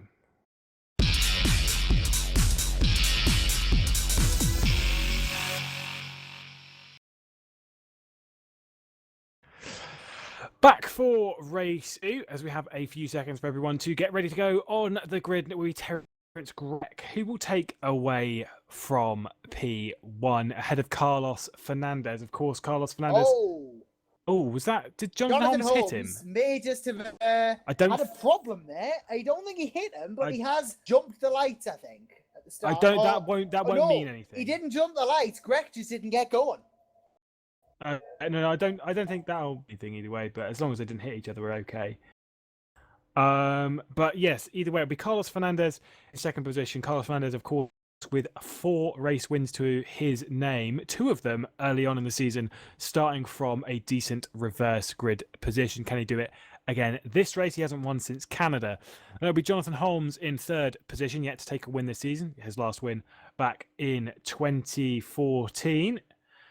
And then it's Ranjan Kumar in 4th position, Mike Quint in 5th, Randu Muru in 6th, Matthew Churgwin in 7th. Then your podium sitters from the previous race. It's Stefan Ruot, James Johnson, and of course Johan Lindberg. Rob Mason in 11th position, scoring some more points for him after starting well outside of it. Good job from him. Mark Hutchinson in 12th position, the other Tay4 car a bit further down the order. Then it's Bruno Sousa Ferreira in 13th, Mitchell Young in 14th after starting last. Race 1, then Ben Willis in 15th. Brett Metcalf in 16th position ahead of Timu Cabrera in 17th. And it's Jeffrey Fournier in 18th position, of course, with that unfortunate lag-related incident down in 18th. What can he do from there? David Young, one of the drivers that crashed in that race down in the double apex right-hander at the end of the lap, down in 19th position. What can he do from there? Then it's Cameron Brewster, Gerrit de Vries, Philip Koenig, Hansco Mebius, Edouard Batal, and Remo Luce back of the field. So who is your pick for the race win, Joshua Anderson? Well, I went a bit left of field of Johan Lindberg in the first race. I'm going to go left of field this race. I'm going to go Mike Quint. Mike Quint. Okay. The safe bet for this one is Carlos Fernandez. Okay. Yeah, safe bet. But I was going to say Kumar if you could get it. Say Carlos Fernandez. I'm going to say Jonathan Holmes. Oh, wow. I wouldn't put it past him either. Again, in the same sense, I wouldn't put it past Kumar. He's got to get it together if he wants the chance. I think Mike's the fastest of the people who we know can keep it together in that top lot. Then again, a statistic to go against that is the previous 4 rounds, the winner of race 1 has gone on to win race 2. Well, James Johnson, a participant in that course. Yes, of course, with the previous 2 race wins. The 2 others are Carlos Fernandez and Stefan Ruolt back in Monte Carlo. As the lights, though, are on ahead of us, and we are getting ready to go racing once again at Hockenheim. It is a green flag in front of them, and I think that's a slightly bad start for Terence Gregg, but he got that second part of the launch done well, and he's going to lead them into T1 ahead of Carlos Fernandez and Jonathan Holmes, who takes leave of the track. Then it's going to be Naranjan Kumar and Mike Quint, who are side by side. Naranjan Kumar is going to head into 4th position. Mike Quint stays in 5th. Another good start. Does he get in boxed in? Is that a spin? That is a spin in the middle of the field. Muru in the middle of the field gets collected by a couple of drivers. I'm not really sure who that was. I think it was Hutchinson. I'll tell you exactly what happened there. Mike crash. Quint was down there. Quint was coming down there, and Muru actually, Rando actually tried to go for the position into 2. Did not work out for him, and that's why he spun. It has not gone as well as Rando would have wanted. Yeah, I'll have another look at that. Yeah. Either way, they're all. It's Johnson and Chergwin who are currently side by side for 7th and 8th. As Chergwin moves himself up into 7th position. So, Johnson moves himself into 7th position. He's now right on the back of Rob, fellow countryman. At the front of the order, though, it's Terence Gregg who's just leading Carlos Fernandez and Jonathan Holmes. Naranjan Kumar and Mike Quint as Rob Mason and James Johnson are side by side, leaving turn 9 and turn 10 up towards turn 11. It's going to be side by side through 11. Is anything going to happen? They're running outside. What a fantastic move. That is an amazing move. Well done, James Johnson. All the way around the outside as they're all stacking up behind them as well. We've got Stefan Ruot and Bruno Sousa Ferreira, who's just gotten side by side. Stefan Ruot up into 9th position, who's going to be right in the back of Matthew Chergwin, or not quite. Incident down the back. That's recent Fournier. That's not gone well for the Frenchman or the Dutchman. And what happened there? Oh, Garrett was it was actually Tommy Cabret was just coming in as well. I think Tommy was going for the corner, but then Garrett, whether he turned in or something, I don't know. Garrett just straight lined it a bit, I think, and went into Tommy. Tommy wasn't affected, and then Jeffrey got caught up. Naranjan Kumar and Mike Quint went side by side. Mike Quint now up to 4th position. He's going to be right in the back of Jonathan Holmes. Or third ever so shortly, but he's not going to get a move done down in towards the hairpin. He's just not close enough. Neither is Terence Gregg and Carlos Fernandez. Well, he's going to try. He's going to try. Oh, he's going to try. On. I think that was more of a defensive thing from Kumar as opposed to an attacking thing on Holmes, to be honest. He put the pressure on nonetheless, and he's there, definitely. But Terence Gregg starting to run away already, but Carlos Fernandez behind him, and those 2 are quite a bit ahead of Jono. Bit of contact there between Quint and Kumar. Kumar's a little bit aggressive, so he needs to get that finish done as opposed to going for all of these moves left, right, and centre. So, but Mike Quint trying to close up to the back of P3. Jonathan Holmes as a bit of movement and shaking, back up in the field. James Johnson, I'm curious to see whether his pace drops off again like it did in the previous race, and then picks it up later on as the tyre wear comes back more his way. Yeah, I mean that might be the hope at least that happens. But Jonathan. Under threat from Mike, and this is for the podium position as well. So Mike Quinn will be on for a podium if he can get past Holmes. Absolutely. And that would be something to write home about. Yeah, very much so. It's a good drive so far. I believe Mike Quint has had a podium before. He's had a podium back in Canada. He finished 3rd. So Mike Quint is no stranger to the podium. That was also a race 1 podium. Or race 2, race 1, race 2... Race one podium for Mike Quint. So he's no stranger to the podium and is looking strong for it now, closing up to the back of Jonathan Holmes. But again, they're not really close enough. The thing is with Carlos Fernandez for P1 and P2, the relation to Terence Gregg and their gap is Carlos is faster in Sector 2, but not as fast as... back in 8th position, we've got Chergwin, Mason and De Jong that are all bunching up at the hairpin. Carlos is fast in Sector 2, but not fast enough through 3 and 1. Yeah, that could be detrimental if it isn't sorted out. Gregg, though, starting to pull away from Fernandez, who goes wide. Holmes in with a little bit of a chance, but not a major chance. Has the opportunity, though, if he can take advantage, but Quint will want to take advantage before he does. Yeah, Gregg podium last time out in race 1. Oh, Fernandez goes a bit too far inside that corner. Gap between him and Holmes is a second now. Also, Gregg's podiumed in Canada, and of course the 1-3 and 3rd podiums in Bahrain. So he hasn't won a race since Bahrain. Holmes gone off again. I think and he's going to be wide open to Quint. He's going to be wide open to Quint, but we've all discussed this in this section of the track. Oh, Quint's got this. Yeah, Quint's got this, and he's going to have the momentum He's out not, the corner. It's he's going to not be a bit afraid to have a open. go. And now look at this. Holmes is in. Oh, Yeah. Quint going hyper defensive there. And now He's just breaking the draft. yeah, But he's going to be Holmes open. is under threat from Kumar as well, or at least potential threat. Now Kumar goes to draft Quint. He'll want to try something if possible. And he does break late and look down the inside. Oh, he's going to go for it. That was late. That was late. Tried it, but didn't work. It's a bit of a mistake to go that late. It's kind of one of those half-hearted things where you're kind of looking and going, oh, do I do it? Do I do it? And then finally at that last moment you do. This is where the instance happened, and that's what Naranyan Kumar needs to kind of slow down with. As him and Johnson by side, and Johnson's going to be moving up to the 5th position. Good job from Johnson. Of that slow, the slight mistake from Kumar there. Well, everyone makes mistakes. Unfortunately, that one's dropped in place, but he shouldn't lose heart. He's still in a very good position. Very much so. So there's still good points, and he's still got 2 and a bit seconds to Stefan Ruolt behind. Yeah, but he's got quite a good gap over Ruolt. Whether Ruolt will look to bring that down is yet to be seen. He might have a bit of difficulty because we know Naranyan is very quick when he can, but Stefan's equally as good. Yeah, see, Naranyan's a bit like what we saw with Johan Lindberg. As an update on Lindberg, he's down in 14th position. Maybe he's not got that clean air now. Maybe struggling to get used to it all with the racing and stuff. But either way, just to get through and secure some points. I feel like he's almost in the situation that a lot of these drivers that have won a race or a podium or something like that, they're kind of like, I've done my job.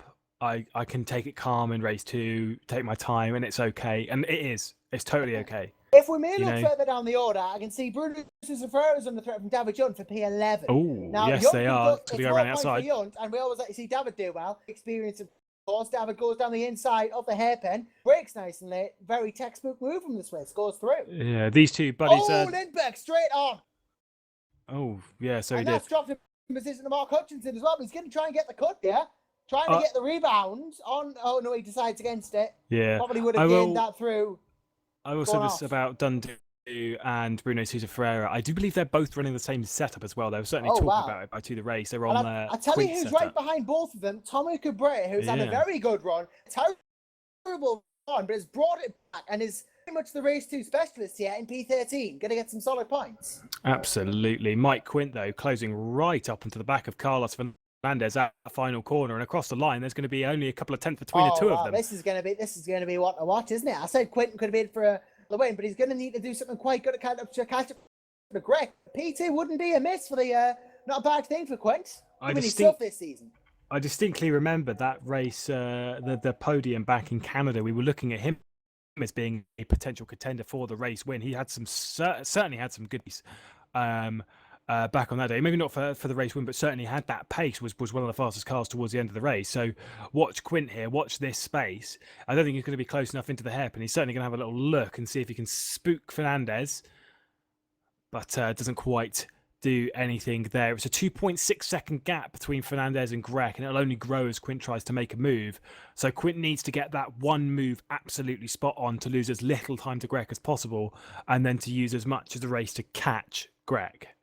There's a slight mistake from Fernandez there. I was about to say, we've just seen David John take one position. Oh, sorry. Slight mistake from Fernandez there. This is going to be Quint side by side with him. Yes, Quint's again here. Not going to try down the inside here as he is, but he tries it. Oh, it's nearly contact. Slightly illegal, but really, really good move. As behind as well, side with Johnson and Holmes, 2 Englishmen, through the banked corner, and they're going to be side by side through the... Oh, there's a bit of wheel banging. Good move. Too, though, so they obviously know each other quite well, in terms of racing. Previous teammates. Against each other, raced with each other before as well. They know each other quite well. Now they're in opposite teams. They do have a lot of respect for each other, but they both won that position, much as they did, but James Johnson's ahead at the moment. Yeah, teammates the last time we raced here, 2014, so good stuff there from them. A nice little bit of racing and wheel banging without any Great score for Fernandez, down the inside of 3. He's going to do the same thing. This is what he did on Holmes. He's going to hold. He's going to pull it left and then pull it right. He's going to pull it right as soon as it's a bit too Fernandez close. Might be a bit. Yep, he goes. There you go. Yep, he's going to force him down the air. Well, he's got a good speed advantage. That's a big speed Johnson advantage. wants a crack of the pie. 2, 3 wide into the hairpin. Is Quint going to know this though? Is JJ going to know this? There's a bit of wheel banging there. They're 3 wide still out of the corner. Quint second technically at the moment, but he is holding it.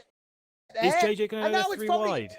Yeah, Right, it's okay. almost through there. And then, Fernandez, left, right, and centre. He wants it. He wants it. So does Johnson. And What a fantastic bit of racing. it's just. Oh, slide there from Quintin at 3 wide. There's going to be contact. Johnson's going to try and get the lot of them. I think Johnson might have helped Quint there by pushing him a little bit through the. Oh my God! And now Fernandez too. Look at Jonathan Holmes out of nowhere up into third. Well, I tell you what, this isn't comedy gold hour. This is absolutely bloody brilliant racing hour. Really good stuff from them as they settle that order out. Second is Quint, Holmes up into third position. Fantastic stuff from Holmes there. Ruwalt's grabbed sixth in all. This is now challenging for fifth. Oh, Holmes also made a mistake and it's going to be open to Johnson down towards T1. They're going to be side by side as they come across the start-finish line. It's only a couple of hundredths between the two of them, but they're side by side. Yeah, Holmes has given it to him. Holmes gave it to him. Fernandez got caught behind and Ruwalt's got a chance. And this is going to be open enough as they're going to be looking. This is a defensive move from Holmes. He's not looking for a move on Johnson. As Fernandez is going to try and go around the outside. It's not going to work. He's going to get cut off here. Good stuff. This is how you Formula Challenge. This is how you sim race. This is proper racing. This is brilliant stuff. Fernandez is going to be moved down into the hairpin. Slight it's there side by side. Holmes on the outside. He's going to brake nice and late. I don't think he's going to do it. As Fernandez nicely stopped him on the apex. Good stuff. Wants to go too. He's there on the outside, which becomes the inside of the little kink here. Might just, I don't think he's going to blow. He's going to pull behind. Swerves a bit left, swerves a bit right, then goes down the inside. Ranyan's close as well. I know Formula Challenge drivers get a lot of sticks sometimes for moves that don't quite work, but they are developing drivers as much as anyone. And they have proven here the Formula Challenge. Well, Carlos has gone off there, but they are proving that they can race just as good as anyone else. They are proving they can race well. Some good, really good racing. Maybe a little bit too much and stuff as Kumar we lost De Jong. Yeah, we did lose De Jong. I don't know why. Suspension. Maybe you can go back and look at that. But yeah. As I say, these guys racing really so far. So good stuff. I will say what has happened from this. A 5.1 second gap has emerged between Greg and Quint. Well, this is what happens when people fight behind you. You just run away with it. Terrence is just all like, people are fighting. Right, okay, let's just drive. I'll nice, take it, easy little run here. This is brilliant. That's certainly some of the best side-by-side action we've seen all year in the Formula Challenge, boys. So keep that up. Absolutely. Now, Kumar's, challenging rules again. He's within touching distance of the Dutchman. Can we see Niranjan make an overtake on Stefan? It would be something if he could. Well, he's quite far behind, but he's got to use the brake street's advantage if he wants to. Is he going to brake late enough? No. He's not going to brake late enough. Thinks better of it, is sensible and happy with 7th. That's the thing. I say they got a lot of stick, but there is some great sensible racing too in the challenge. Presently there are. It seems like the start of the season, they were, some maybe new to RF2, driving a bit like idiots. We're now getting to the point where they're learning the trade. You know, they're learning what they're doing and how to be sensible in RF2, and so far so good. Yeah, they're really good stuff. Fournier's jumped back to 13th as well. It took me ages to learn off at 2. Where's Tommy Cabrera in 10th? Good stuff. This is a solid result in Spanish, and it's going to be double points for Cosmo because Connie's in 14th. Fernandez off the road. Oh, for Carlos, no. He's going to drop down to 8th as he rejoins, and Cherwin's run wide, so he's back up into 7th. Yeah, that's going to help. But, yeah, I mean, this is a great race from Cherwin, Fernandez, even Cabrera in 10th. Mark Hutchinson's doing solid in 11th as well. Everyone in the points is rightfully there. Absolutely. I don't know what happens to David Young. He's dropped back quite a way. Obviously, he was... yes, he has. He's out of the points now. Yeah, I don't know what happened to him. It was a little while ago, but still. Oh, wow, the gap between Quint and Greg. You might have been right about picking Quint for your race prediction. He's dropped that one down on the previous lap. Greg did a 28.2. Meanwhile, Quint did a 27.6 and Johnson did a 27.4. Wow. Well, so he knows he needs to step it up then because he's there's 6/10 in it per lap at the moment and there's half the race to go. He came out 4/10 per sector as well, so Quint is really Is this going to be a case of Quint and Johnson fighting and helps out though? Maybe. I'm not sure as well what the mentality of these drivers might be, because they might be treating lap 16 as the last lap of the race. There's a nice little fight going on for P12 at the moment. Fournier versus Sousa Ferreira. It's been going on for a little while, yeah. Not quite as high points as the stuff we're looking at, so, you know, but it's still a nice fight nonetheless. Sousa Ferreira defending well from Fournier here. Also, we've also got Rualt and Holmes who are fairly close together, and it was also a purple-skinned sector for James Johnson. So Johnson Wow. really pushing hard. Well, yeah, I mean, he's got to, if he wants to catch Quint, he was catching Greg. You know, it's Fernandez in the pits now. Right. So that's going to help him even not as much. It's What going to happened promote. there? It's going to promote Yunt back into the points, though. Why is he in the pit lane? I have no idea. Do you want to maybe find out? I looked. There's nothing. Oh wow, fair enough. Then he comes into the pits then for some absurd reason. It promotes David Yunt back into the points though, so it's going to give the Swiss something to fight over, and he's fighting over Cameron Brewster at the moment. I don't know if he had any front wing damage that we couldn't see, but Yeah, as he's out. Oh, he's out of the race. He's out. P5. Yeah, it's Rualt and Holmes. Holmes is also going to lose the position to Ranyan Kumar here at the hairpin. Oh, look at this one. They're going to be Yeah. by the kink. This will be advantage Holmes, if I'm honest. There's a bit of lag there no, he holds it there. Kumar. He holds it there, doesn't he? And now It's- goes on the outside. There's not going to be enough grip out there. There you go. Well, he tried it. You got to give him credit Good for trying, trying. yeah, got to try. If you don't try, you can't succeed. Holmes, though, keeps goes up to 5th position. Battle for Kumar there. Fournier's Rualt up dropping into down 4th the order position. a bit. He's gone Brewster off. and Koenig as well. Has Junt had an incident? No, John's moved a few positions. Are you sure? Because I thought I saw him go slowly. You know, he had to go slowly to avoid Koenig, yeah. And Koenig he was down the inside, and Fournier just that was one for the DC to decide. But it looks like Fournier didn't telegraph Koenig being there. But again, that's not me to decide. Yeah, I'm curious as to what happened to Fernandez. I'd be curious to. I wonder if he'll post in the forum. We'll find out. Find out. We'll find out. Maybe you can stick that on the GPVWC news show. If it happens. Yeah. There's a 3.6 second gap. What I was going to say though, I wonder if they will treat lap 16 as the final lap of the race. Because what if the game crashes again? Well, it might not. It might not. But If it does, I mean, we should treat 16 as the last time again. You can't bank on it, but still. If we go to 17, we should count 17. If it crashes at 17, we should count 16. We should have a contingency. Yeah. It's always good to try and do things properly. If it doesn't go well, you have a fallback. Yeah. James Johnson, though, he's got that pace now that he was kind of missing through the entire middle part of race Quint's 1. not making his life easy, though. Let's remember that. No. Quint is there, and he's not making it easy as they just come Lap around traffic. the lap. I think it's Loose, Remo loose. Yeah, it is. Yeah. Remo's had a good race, even though he's not in the points. He's been solid. That much is definitely certain. If he just works on his pace a bit, maybe he just doesn't like Hockenheim. If he can work on his pace, Remo could be quite successful.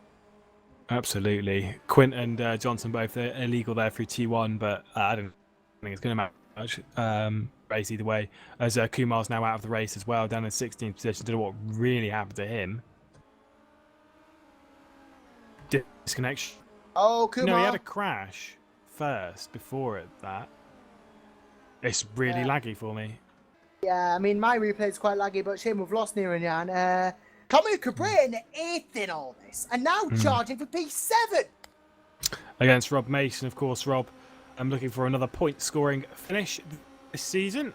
But Cabrera looking to move him down into 7th position. This is almost overcooked it a bit too much there.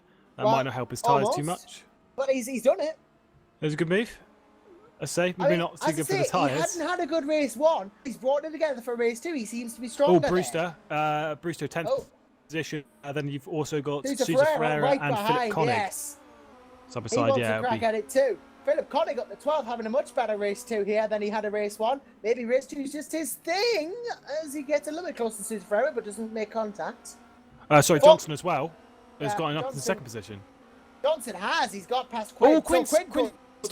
His teammate did in race 1, and he's lost his... through. It's going to let Holmes through, possibly. He's lost his front wing. Oh, Mike! Same and now thing. he rejoins, almost clouds That. But now he's got to go around the whole lap without a front wing. This is going to be effective P6 for Cabrera. This was the exact same thing that his teammate did in the first race. Exactly like that. He's just got to keep out of the way here as Cabrera goes through. There's not enough. There's not enough delta time or speed or whatever you want to call it for him to go through. Cabret, look No. at Tommy, like, I know he's my driver. I'm trying not to be biased here, but up to P6 from a terrible race 1. Yeah. That's something to shout about. The thing is with Quint as well, just to point out that he does have to pit by the rules of the league. You are not allowed to stay out. It's basically effectively a black and orange flag, or a meatball flag, as various people will know. Koenig and Sousa Ferreira, they side by side down onto the hairpin, 11th and 12th position. As Koenig is going to break nice late, he's going to try and scoop it around the outside, and he does brilliantly. Fantastic move there from Philip Koenig and up into 11th position. But yes, that will be a meatball flag for Mike Quint, so he will have to enter the pit lane and get himself a new front wing, as Hutchinson's also trying to get his way by. I want that coined as official terminology now. It is fairly official terminology, especially amongst karters. Yeah, I mean, meatball flag, there you go. Well, ask a lot of karters what a meatball flag is. I'll tell you what it is. Well, there you go. Pro tip of the day, it's official terminology. I didn't know that before. Is it just me, or wait, when he's moved up because of Quint? I tell you what, though, Chegwin Holmes is a nice little raging battle at the moment. As Chegwin goes off, that puts the dampers on that. But Tommy Cabrera is not that far off it. I'll tell you what his last laps were: 28.3, 27.9. Chegwin's beat both 28. Very good laps. But Chegwin's are both being 27.8. If he can catch up enough in this gap, there's a chance of a P5 for the Spaniard. But I'd say Matthew Chegwin definitely the favourite for the top 5, though. Yeah, Chegwin, very, very close as Quint did enter the pit lane, so he's going to be following the rules of the league. And I think he's going to come out in 16th position, so he's not too far away from the back end of the points, but Edouard Battaglia was showing some really good pace earlier on. Whether he'll keep that up and keep that final point. Also, Ben Willis is currently in the points-paying position, but at the front of the field, it is Terence Grech leading James Johnson, Stefan Ruel, Holmes, Chegwin, and Cabrera. Chegwin's just had a do there. Wow, Cabrera nearly got absolutely destroyed loose. Oh, well. Luckily he didn't, of course, but backmarkers sometimes do need to watch themselves a little. Not easy on a track like Hockenheim, it must be said, where it's so quick. Backmarker myself, I can vouch for that. You know, I can sympathise with these guys for it not being easy all the time, but, you know, ease must be taken. Yeah, you've always got to remember that the priority for the race goes to the person on the lead lap. Your race. Off. What's this not about? important. He seems to have lost all sort of grip through that corner there. What actually happened? Did he go? Did he touch the curb? He touched the curb, got stuck between it. I hope it doesn't throw him because he's having a great race so far. But now he's got to catch Mason all over again. Well, he's got the pace to do so. Currently in 7th position. 4 seconds is the gap between Grech and Johnson. You wouldn't suspect that will come down too much over the next 2 laps, as we are on the second to last lap of the race. But as I was saying, P1 is Grech, Johnson, Ruolt, Holmes, Chegwin, Mason, Cabrera, Hutchinson, Brewster, who's having a better race too, and then Koenig rounds out your top 10. But I'd say Mason and Cabrera probably my star of the show from this race too, and I'd say that Chegwin is really stepping up his speed, especially in comparison to his teammate over the second part of this season, as Quint has now DNF'd from the race. You know what? I'd actually be tempted to agree with you on that one. I think being biased Cabrera is not being biased Mason is, because they're both really done quite well, and they're still having a battle here in all this. There is still a fight on for their position. That's a really weird one from Quint. He crossed the sector once, and then the game just booted him. Huh. Go figure. Grech. Oh, Grech's missed a timing beam. Chill. Yeah, just missed a timing beam. No worries. There is still leading the race. Mason might be about to lose this P6. Is Grech about to be booted? I'm wondering if that. No, okay. No, he goes back into the lead. Thank God for that. Yeah, this is lap 16 though. Therefore, if the game does crash on the last lap, this will be where it's taken from. Johnson will win from Ruolt, Grech, Holmes, Chegwin, Mason, Cabrera, the likes. But Chegwin locks up again as he tries to challenge Jonathan Holmes. We have lost to Gerrit de Vries as well. Yeah, we'll keep an eye on this with Chegwin and Holmes, who are going to be side by side. Oh, Grech missed another timing beam. Yeah, no, it's fine. Chegwin, though, is going to be looking on Jonathan Holmes down to the hairpin. He's going to have to make it move around the outside. I don't think this is going to work, but he's definitely going to go for it. Bit of a lock up there on the front right-hand tyre. Not going to quite work. He does have the momentum out of the corner, though. I think this might be good coming down to Mercedes. Yep. Could work for him here. Actually, I think with the way off at this two's this will actually be the last lap. This is the last lap. This is the Yeah, last so lap. it would have been taken from the lap before as well as we've got things going up at the front. Churgwin does get up into 4th position, so fantastic move from Churgwin around the outside of the hairpin, Great move there, and then but made it Terence- stick.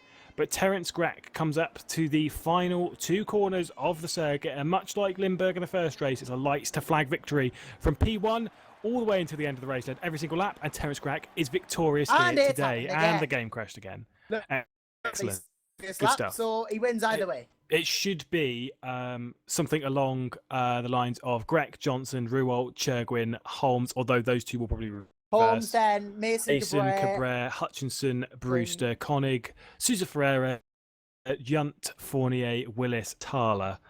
We do apologise for the issues here with I'm not really sure what is causing it, but I'm sure we will figure it out. But either way, what a fantastic race from at least from race 1 and race 2, Limburg and Grech for the 2 race wins, and of course all the podium sitters.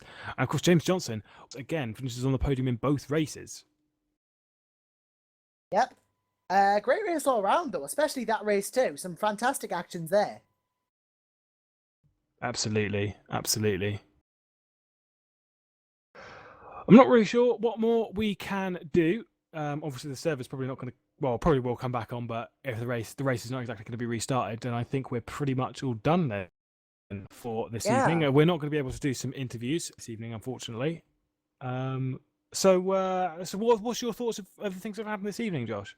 Well, I like commentating on Formula Challenge, and I think this race this time proves why.